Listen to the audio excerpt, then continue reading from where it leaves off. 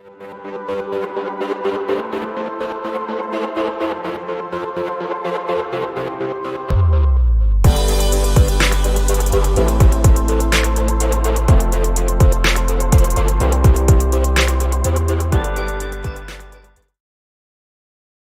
everybody, Dawn Zoldai here. Welcome back to the Dawn of Drones podcast. I'm your host and also the CEO of P3 Tech Consulting. We are so excited to be continuing this theme of emerging industry leaders, sponsored by the Sonoran Desert Institute this month. And boy, I'm so excited to have D-Fend Solutions on the podcast finally. We have with us Assaf Monsa. He's their CTO. So welcome, Assaf. Hey there, Don. How are you? Excited to be here. Thank you for inviting me. Absolutely. And we are obviously live, everybody. So remember, say hello to us, tell us where you're from, drop some positive encouragement in the chat, and absolutely ask your questions because we're going to be talking about counter drone or counter UAS technology today. And as you think about what's happening in the world, on a daily basis, not just, of course, in Ukraine and on the battlefield, but there are incidents every day involving clueless, careless, criminal, and now, of course, on the battlefield, combatant folks using drones in ways that could be troubling. And when you think about public acceptance and how this industry is going to thrive, being able to protect against those folks that aren't doing the right thing is key. And so that's what Assaf is here to talk to us about. Before we get into Assaf's background, which we're going to do in a second, I just want to tell you this fun fact. So I actually met D-Fend as a company last year in Atlanta, Georgia, when I was at the AUVSI Exponential Conference. And I remember walking the floor and seeing this beautiful booth, D-Fend, and I went up to them and it was Jeffrey Starr, from the company, and I was like, what do you do? And he told me, and I'm like, oh my gosh, you guys have to be on the podcast at some point. And it's almost been a year, so I'm really just super excited to have Assaf on today. So Assaf, tell us first a little bit about yourself to kind of lay that context and background before we get into D-Fend. Okay, so I'm a researcher by heart. My background is physics and math research. I've been in the IDF, in Israel Defense Forces, for 10 years in one of the excellence programs there, in one of the leading intelligence units doing research. And I'm also an entrepreneur by heart. So I have been part of the founding teams of 4 startups, D-Fend included, with various market segments. So that's my basic background. I also have a bachelor's degree in psychology and cognitive sciences because I wanted to understand the human being as well, not just numbers. So everything led me to D-Fend, I guess, in some of my military background, some of my research background, and in D-Fend, I'm one of the co-founders. I'm a CTO there, so I'm responsible for paving the way for research and the vision, technology vision of the company. I'm also responsible for intellectual property of the company. So that's basically what I do. I was going to say, what an incredible background, and I love the psychology aspect of it, because as you think about counter drone technology, people always say, oh, a drone did this or a drone do that, but you and I both know most drones are not fully autonomous, and there's a pilot behind, right, that controller. And so understanding how people act and why they do, I would imagine actually plays pretty deeply into, your development of D-Fend and your counter drone products. Oh, this is definitely true because you see a drone on the map. Let's say you see all the drones on the map. You also have to understand why the drone is doing what it's doing and what is it intending to do. So that's all part of what we do in order to decide whether or not a drone is risky or is just somebody who flew around. Yeah, absolutely. So you said you're one of the founders of the company. Tell us about that origin story. I mean, you founded multiple companies, and then at some point you decided with a couple other folks, let's start up D-Fend. So tell us that story. Yes, well, all founding stories are unique, and we met through various circles we were at, some of which are weirder than others. But the basic fact is that we became aware of drones through hobbies, through being hobbies, and we became also aware of drones being posing some threats to some scenarios. And we were interested about what are folks doing about that, because we can use a drone to do all kinds of things. And we got focused on the counter drone industry, and pretty quickly we understood that the techniques that are being used for counter drones, whether it's detection or mitigation of the risk, are just not going to make it, or not going to give a full solution. We were trying to think about what can be done and so on, decided that there is something that can be done, but it's really, really tough. So why won't we do it?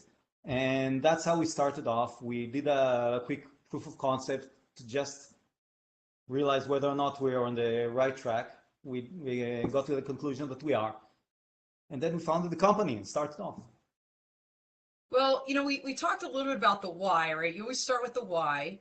I mean, I literally talked with some folks yesterday who they have an incredible product, and I'm like, what problem are you trying to solve with this? It's really cool, but what's the problem? And in your case, you clearly had a problem statement, right? We kind of alluded to it at the beginning: the careless, the clueless, the criminal folks out there, of course, even the combatants, right, on the battlefield, relevant to them. So tell us a little bit about how the evolution of drone technology affects the emerging drone industry. Well, when we started, the drones were basically Wi-Fi. You found mainly Wi-Fi drones. They were for short ranges mostly. Uh, Most of them were used as toys, and they were not used as much, but you could also already see the potential in them. And they also already had some incidents around in airports and the prisons and other stuff. And we saw how drones became more and more sophisticated. You have a high endurance drone that can fly through a storm in 60 miles per hour and carry 13 pounds. And you Yeah. didn't have that when we started off. And the evolution of drones, both in technology and in usage, keeps going on. And as much as it's going on, it becomes beneficial and part of our lives. It also becomes more risky when people are using it wrong, whether it's just a careless user or somebody who is meaning to do harm. So that evolution of technology and accessibility and ease of use came together with a lot of problems, and we came at the right time. I think we came right at the right time because it takes a lot of time to develop such a technology. So now we're in a place where everybody sees the problem, Yeah. but the solution is still needs to be out there, and we brought it there. That's why we're here. So you alluded to it, but let's kind of dive a little deeper. So how does this evolution, how do changes in drone technology affect, the counter drone solution? Right. So if a drone is faster, you need to respond faster. If a drone can be piloted from 5 miles away or 7 miles away, then you need to be aware that this is what's happening in order to counter that. If a drone can pose a risk in a new scenario, then that's the scenario you're dealing with. So all of these types of of evolutions will reflect also on counter drones. So if a drone can transmit just a bit and then be silent, then you as a counter drone need to be aware of that and respond to that. Whereas if it was a Wi-Fi drone beforehand, you didn't have that problem because Wi-Fi keeps communicating. So there are a lot of examples like that, but every type of evolution will reflect eventually on the scenario the counter drone is acting upon and the risk that it's trying to defend against. That makes an abundant amount of sense. And honestly, until you've said it out loud, I've never really thought about that. The fact that as things evolve, of course, your technology, the counter drone technology needs to evolve. I guarantee, Assaf, that one thing people also don't think about is how does UAS traffic management, like how do those systems that are, some are online, some are just right in R&D phases, some are just a concept of operations. How could UTM impact counter drone technologies? Well, first let's talk about the trend of UTM. As you said, some of it is more practical and some of it is just conceptual, but UTM is a kind of a framework that can help coordinate between unmanned traffic and aerial traffic and ground traffic and ground usage. And the discussions are a lot about how this is coordinated and how can you get a permission to do a flight and how do you transmit the fact, your identity or whatever. It is a lot of talk about that framework. Right. But I didn't see a lot of talk about what do you do when a bad actor comes in or a non-cooperative. Into that system. Into that, I mean, that system should keep us safe, right? UTM should be able to coordinate with ATM, should cooperate with law enforcement and help keep us safe. But the framework that is discussed a lot is kind of assuming that everybody is playing along. And some of that traffic will not play along. Some of traffic is not even required to play along according to the OTM policies. So that trend, I would like to see it mature into actual management. If you're talking about unmanned traffic management, then the word management means several things. It means that you need to be inclusive, you need to be aware of all the traffic around, and you need to be able to direct it. If somebody is coming over and is not supposed to be here, so warn the others, but also divert it away. And if you don't have that, at least in the discussion, then the discussion is lacking. I'd like to see that trend going on inside. And maybe one other trend that we saw is remote AD. You probably... Oh, yeah. Yeah, you know all about that. And the remote AD is the requirement. In the US, it's coming September and next September for various users to transmit the location and identification of the drone and its pilot. And that's nice, but not inclusive. It doesn't include the lighter drones. It doesn't include some types of usages for drones, some types of environment. And again, a bad actor will not cooperate with that. So a lot of that is, again, directed at people who cooperate. Wow. Honestly, you're blowing my mind right now, I have to say, because, I never really thought about UTM and like making sure there's a counter drone component to it. So I want to talk about this protection of society because, again, public perception, safety, all of this is contingent on, as you said, people following the rules or doing the right things, or if they're not, being able to spot them and do something about them. That's a whole nother issue, right? So how can you explain kind of the core concepts for continuity that D-Fend brings forward with your counter drone solution? Yes. So you said the key word. The key word is continuity, and we like that because I mean you do want everything else to work properly, other than the bad actors or the people the people who use it badly. So the core concepts are, the first one is control. We want to control the threat. If you control the threat, you can do something about it. So if you control the drone, for instance, then you can direct it, then you can fend it off, then you can make it land, you can do something about that. So control is a key concept. A second key concept is safety. A lot of other types of techniques might jeopardize safety of themselves, by themselves. So yeah, projectile absolutely. fall off on the ground as well. So we work so that our technology will keep everybody safe. We'll direct the drone, once we control it, we'll direct it to a safe place, through a safe route, because the route also might jeopardize. So safety is a second. We focus on the threat. So many other people we saw have a long list of toys in their arsenal. We start from the drones that really pose a threat. So high endurance drones, drones that can go long distances, drones that can carry stuff.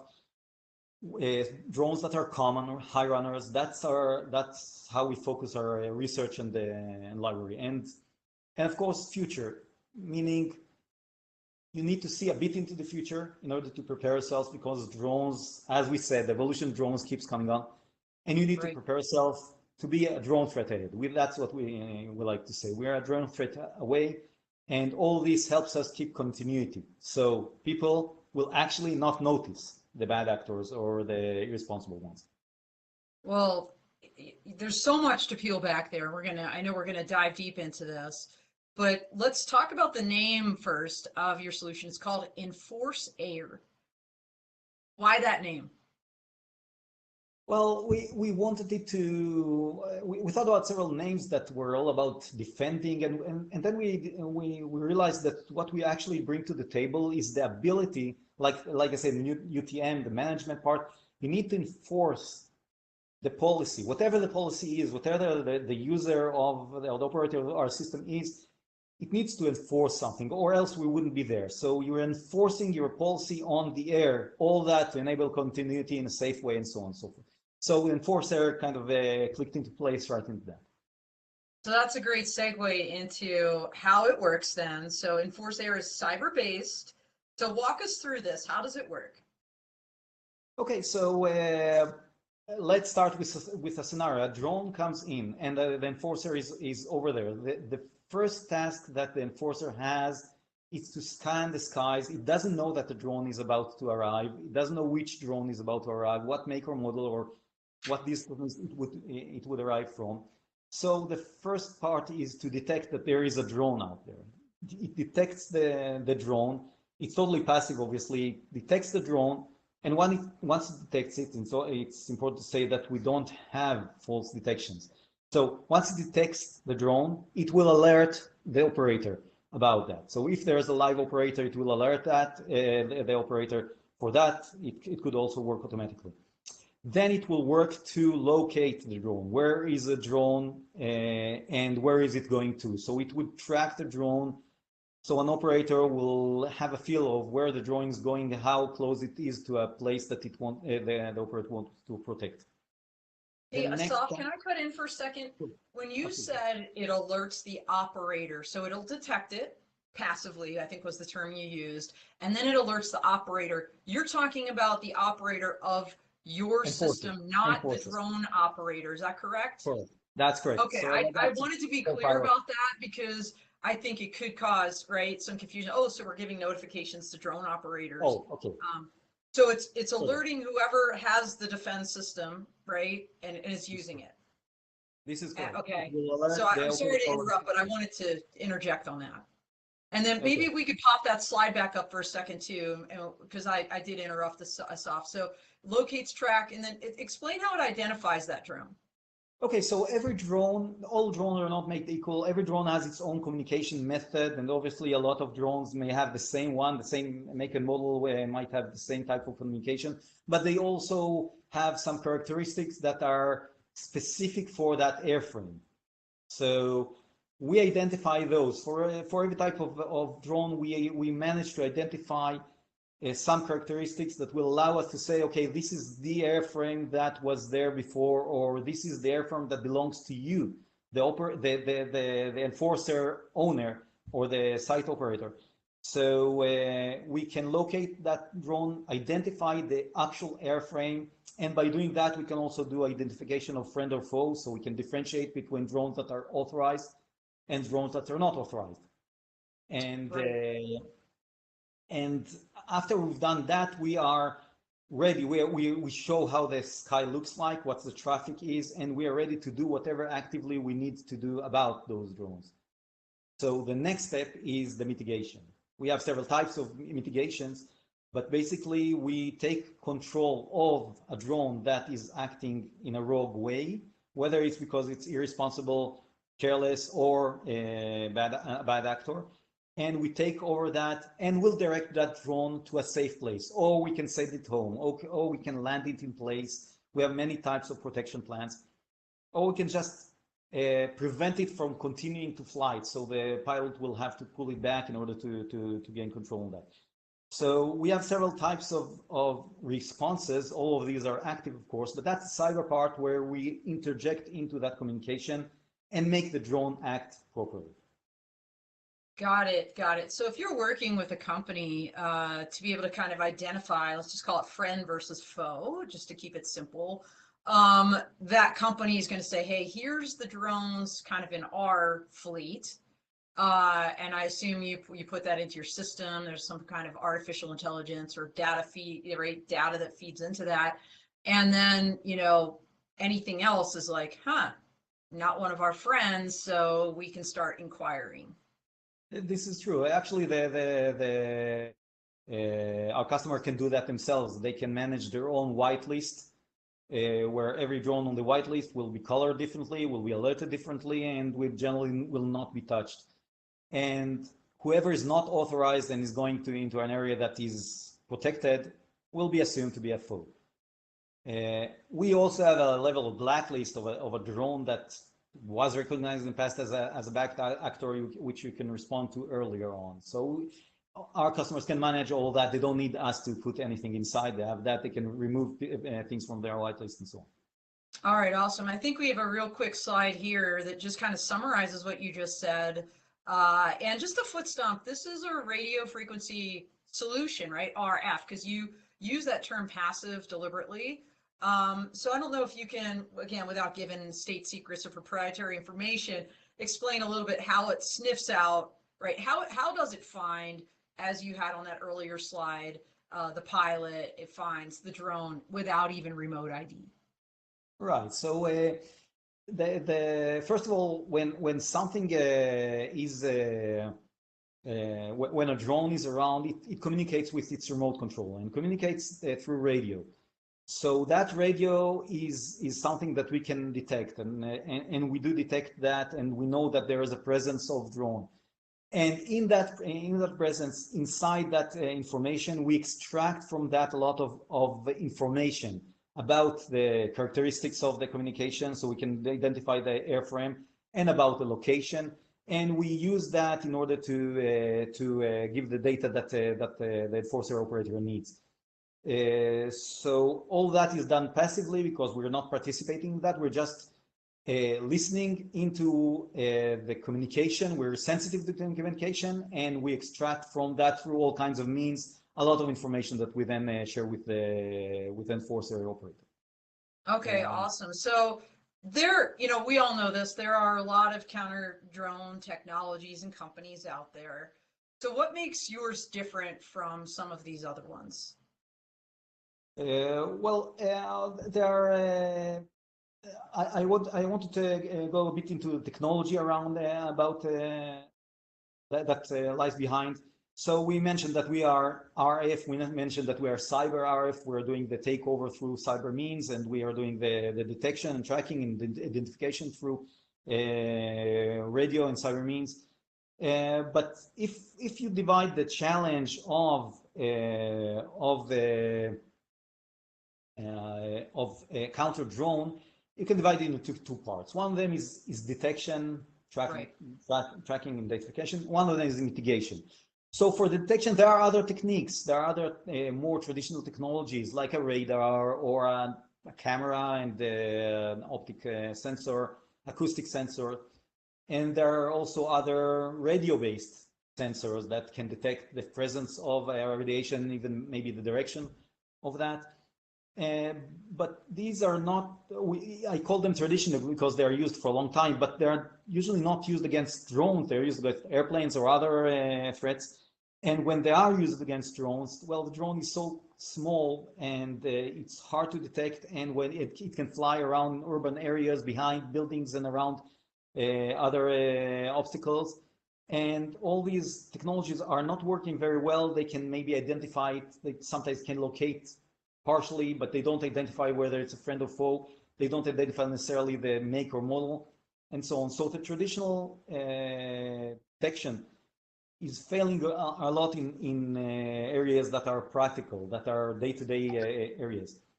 And if you go to mitigation, and when you do it with radio, with our radio type of techniques, we don't have false detections. We hear the drone, we know what the drone is talking about, we know that language, and we are able to say, well, there is a drone and it's over there, and that's its identification as far as whitelist goes.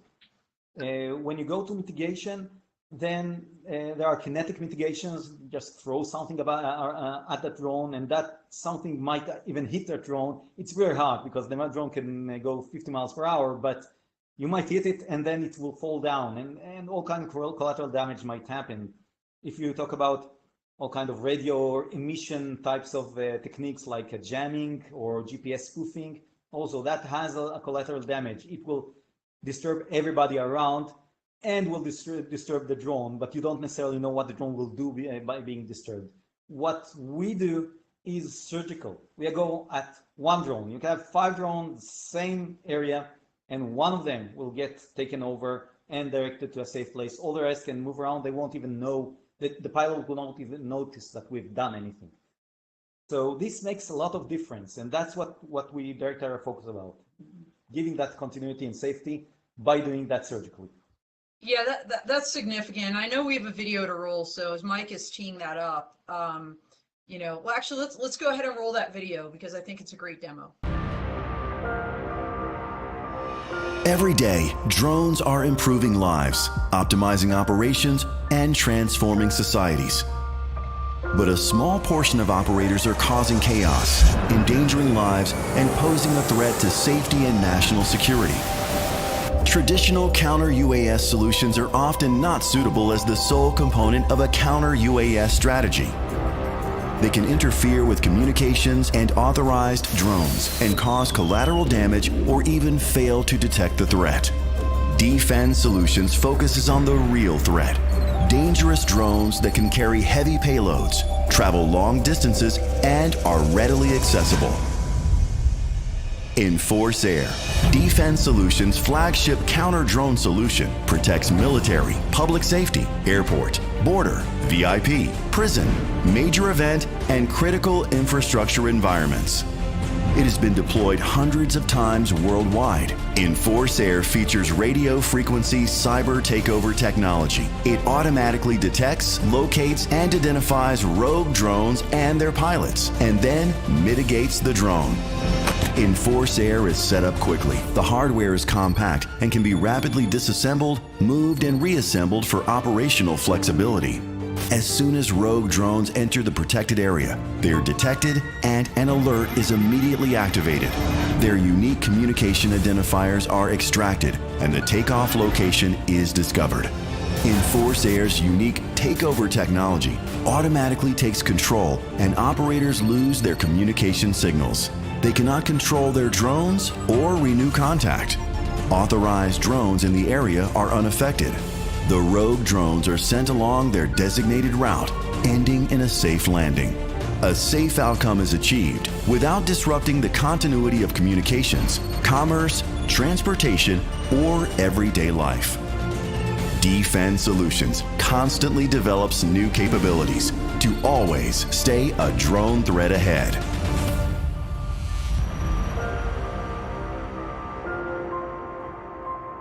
That is awesome. And Assaf, you talked a little bit about traditional technologies and how yours is different. I think that video also fairly encapsulates that. So I want to kind of move to the different solutions that you have tailored to specific markets, because my understanding is that you work with a lot of high-tier U.S. government agencies, including the U.S. military, federal law enforcement, homeland security, major international airports on a global scale. And I know, just given the sensitivity of some of these sectors, you can't really tell us exactly who you're working with or about maybe specific incidents, but can you at least share, is there one incident maybe you can share with us as like an example to kind of really bring this home for us? Yeah, like you said, we are deployed globally in many places and many scenarios, and it could go from sports events to governmental usage, military usage. Like you said, there is an incident that was publicized, and it's a very interesting one. It revolves around the visit of Pope Francis to Slovakia. It was September of last year, and the Slovakian Ministry of the Defense or Interior was using Enforcer as one of the protection tools in its arsenal. And in one event in a town called Shashtin, I believe, there was a mass. They had several hundreds popes and bishops and priests, and an audience of upwards of 60,000 people. Wow. And along came a drone. And it was a do-it-yourself drone, so it wasn't one of the high runners, famous ones, but it came over and it was directed at where the Pope was, and Enforcer detected that. So wow. the police decided it wants to stop that drone, and it thought about operating a jammer to flood the airspace with energy and stop the pilot from directing the drone, but they couldn't because there's a lot of communication around. So the collateral damage that I mentioned earlier prevented them from doing so, but Enforcer was equipped with a way to mitigate that drone. So in that scenario, we just sent it back home, and by that protecting. But none of the audience even knew that the drone is coming. It didn't get close to them, so it was all smooth. And then it was published in TV. I think we have the clip for that. Yeah, I think so. So let's go ahead and roll that.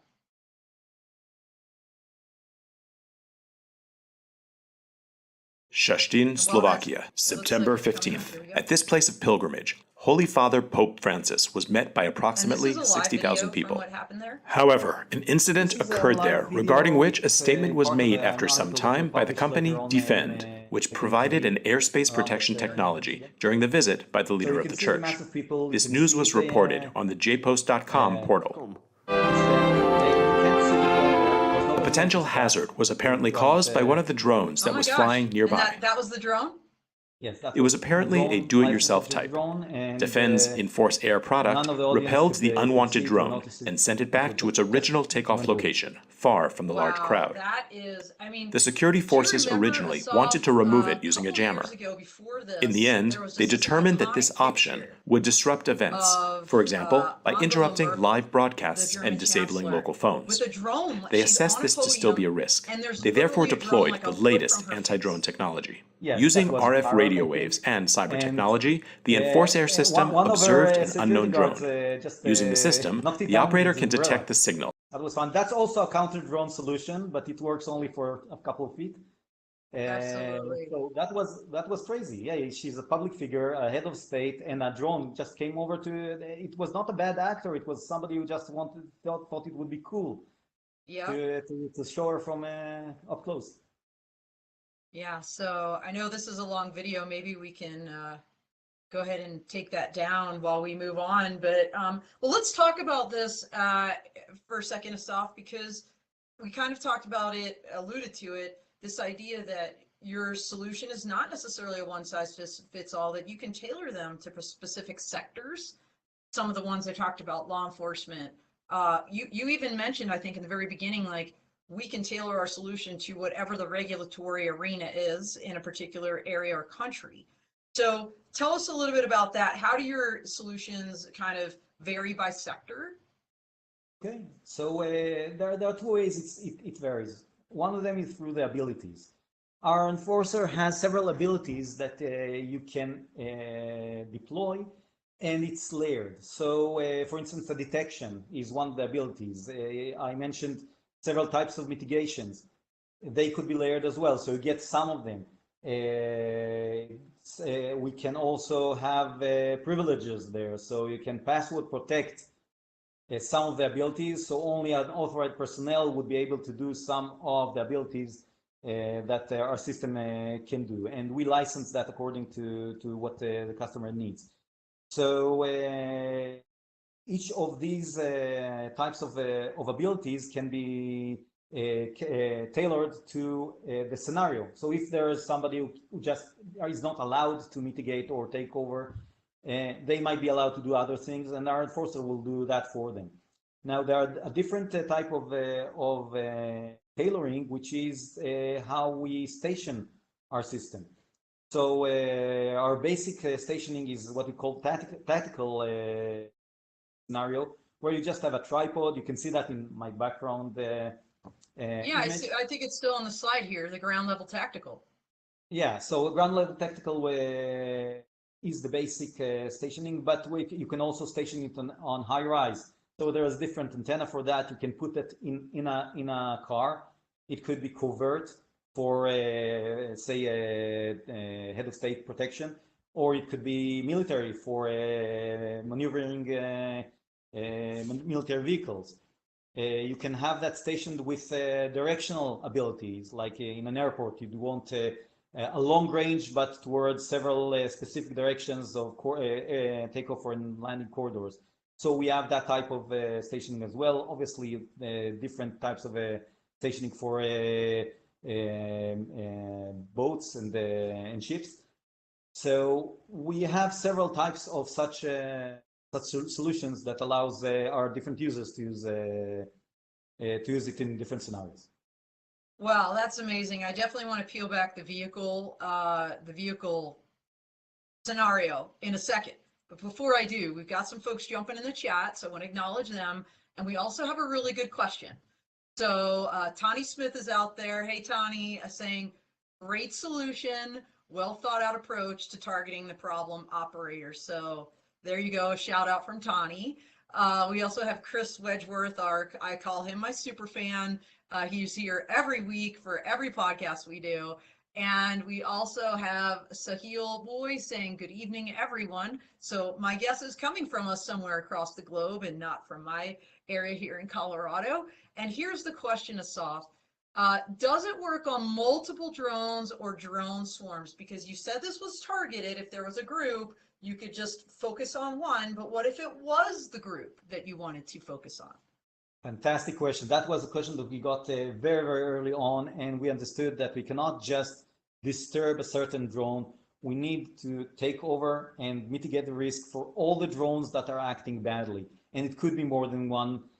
So our system would work on that. It will take them down not necessarily one by one. It will take all of them down in an order of risk. If 5 drones are coming over, they will go one by one to the safe place through a safe route. Each of them, according to where it came from and what is the safest route for it to go to the safe landing place. And we were tested again and again around that. Beginning, they just tested us on 2 drones. We were field tested on more than 15 drones. We don't have a real limitation on that. We take down also drone massing. Wow, that's incredible. So tell us also about this vehicle-borne solution, because I see the one you said behind you, the tactical one. Kind of interesting to have a vehicle-borne. Tell us about that, how it works. Well, let's say it could be a covert vehicle type of solution where you are protecting a VIP, head of state, and Sure. has a convoy. And you need to make sure that no drone arrives.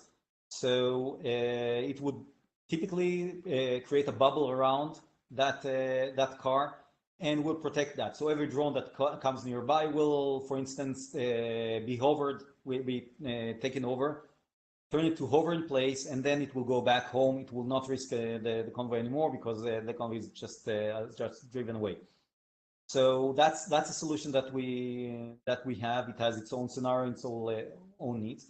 And if you're talking about the military vehicle, you sometimes have a border patrol on a very long border, and you want that vehicle to go over and mitigate any drone that happened to be nearby. And sometimes that same vehicle will arrive to some scenario where it needs to go tactical. So it takes literally less than 5 minutes to take that system out and to station it as a tactical or as a high-rise solution, tactical solution, and then you protect the area like a tactical solution, exactly the same. So you have all that dual usage. This is awesome. We also have another question. John Miner, by the way, is the dean of the Sonoran Desert Institute School of Unmanned Technologies, the sponsor of this month. And he's asking, first of all, he says, Assaf, I like D-Fend's approach, which avoids active jamming. So like you, he's got a research background. He was involved in the Air Force. If y'all missed, by the way, his podcast, you need to go back and watch that on demand on DroneLife TV and subscribe to their YouTube channel. But he asked this question. Are there any conflicts or workarounds for 18 U.S. Code Section 32, which prohibits the disabling, destroying, interfering with aircraft? And I know this answer. Being a lawyer, I can quickly probably say it, but there are agencies, there are authorities, right, in the United States where Congress has enabled about 6 federal agencies the ability to do these things. But everybody else, they would need special permission, I would assume, in the US. This is correct, and it's true probably for most of the countries around the globe. Each of them has its own regulation. Some of them will allow everybody to do everything, and some of them will even prohibit police from doing anything. But these regulations are exactly what I mentioned earlier about what you are allowed to do and what you will get as license from the enforcer to do. So if you are allowed to do something, then the enforcer will do that for you. If you're not allowed, you shouldn't use that for that, and you'll probably not get the enforcer in your hands anyway. So yes, there are several agencies who can in the US who can use us to for many scenarios, and some who can use us for less, for detection, for instance, or for detection and fend off, so you don't take over, but you are not allowing the drone to come very, very near you, or other types of solutions. So regulation exists. Regulations also moves. We know that there is a publication from White House, I believe a couple of months ago, that is very interesting and gives the White House approach about how regulation should shift around. And I agree with that. The problem keeps intensifies, keeps changing. It's dynamic, and so is regulation. And I mean, you can use enforcer whenever your regulation allows you to do that. Yeah, absolutely. And that's almost like the subject, a whole nother podcast. But I'll tell you, everybody out there, I've been studying and writing about counter UAS for years. It started when I was a colonel in the United States Air Force. I've got scholarly articles on the SRN research network, if you want to check those out as well. But not a lot, honestly, has changed or moved since I wrote those articles back like in 2014, sadly. But you're right. The White House just put out their they call it their domestic counter UAS national action plan. So at least folks are codifying things. They're starting to talk about it more broadly, designating agencies to do something about it. And, as we talked about in the beginning, I think if Ukraine and what is happening there shows us anything, something Gerald Poss, one of my mentors, and actually he was just on our Full Tilt podcast, what he said to me when I was talking to him about this, he said, militaries plan for that threat coming across the hemisphere. They need to plan for that threat coming across the parking lot. And I think nothing can be really more true, and we're seeing that on a daily basis. Assaf, I don't know where the time is gone. We literally have 2 minutes left. So what I want to do is, number one, give a shout out to your website because it's amazing. And I want, if Mike could also drop that link in the chat. I know it's at the beginning and end of this podcast as well, what your website is. But I want to highlight something super quick. You have a really cool incident tracker on there. And I know that's not necessarily because you can't always publicly talk about what you're doing. These are just incidents that are happening globally that, whether you're involved in them or not, they're publicly available and you're pulling them together. Can you tell us just real quick about that? Super quick. Okay, so the incident tracker is actually drone mishappenings incidents. It doesn't relate to us in any way. We just track down all the cases that are public that drones have made some damage. And you have I think you have the Angela Merkel that you mentioned there. You have the Nicaraguan assassination attempt there, and you have all kinds of incidents there, just to emphasize how much can a drone do a threat, pose a threat, and what needs to be stopped. And actually, we hope that this section will turn quiet.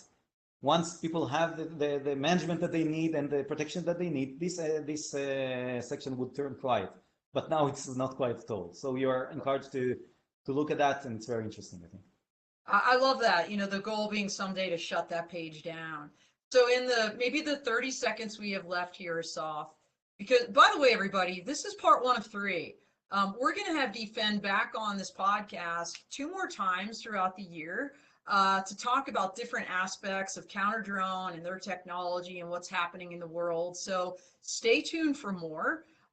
But Assaf, with the 30 seconds we have left, could you just maybe close us out, give us a little bit, and obviously how people can reach you and find more about D-Fend? Yeah, so best way to reach us is through our website. It has all the contacts that you need, and we are monitoring whoever is coming over, and we respond to that very fast. And you have a lot of info there as well, not just the incident tracker. You have a lot of info about what we do and what is counter drone and all that.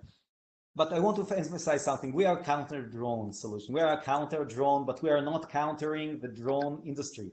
The drone industry is very important to us. All we do is enabling that to proliferate as much as possible while being safe. And we hope to see drones in more and more of our lives because we think that drones are awesome. So we're a counter drone solution. We're not a counter drone industry.